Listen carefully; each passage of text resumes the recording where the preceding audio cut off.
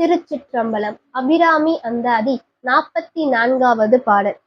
தவளே இவள் எங்கள் சங்கரனார் மனை மங்களமாம். அவளே அவர் தமக்கு அன்னையும் ஆயினர்.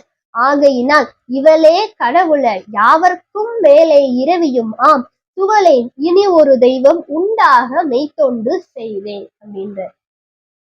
தவளே தவம் செய்யக்கூடியவளே, தவத்தை உடையவளே, தவளே இவள் எங்கள் சங்கரனார் மனை மங்களமாம்.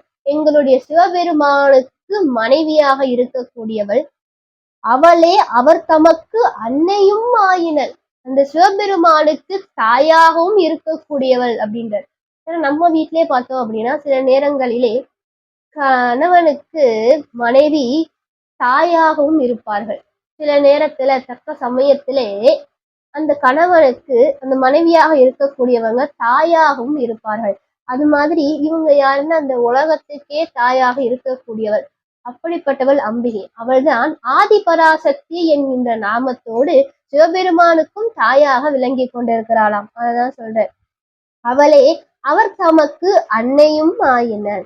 ஆகையினால் அதனால இவளே கடவுளர் யாவர்க்கும் மேலே இரவியும் நாம். இவள்தான் எல்லோருக்கும் தலைவியாக, எல்லோரும் வழிபடக்கூடியவளாக அந்த அம்பிகையே இருக்கிறாள். துவளேன் தளர மாட்டேன் அப்படின்ற. இனி ஒரு தெய்வம் உண்டாக மெய் தொண்டு செய்வேன். இப்படிப்பட்டவளாக அந்த அம்பிகை இருக்கிறாள்.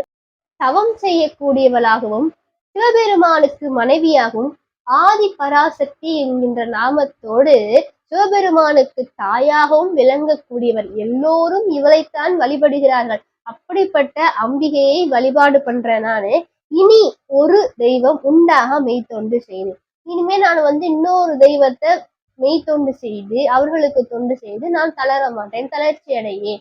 இனி நான் அவளைத்தான் வழிபாடு பண்ணி கொண்டே இருப்பேன் அப்படின்னு அபிராமி பட்டர் சொல்றார். திருச்சிற்றம்பலம்.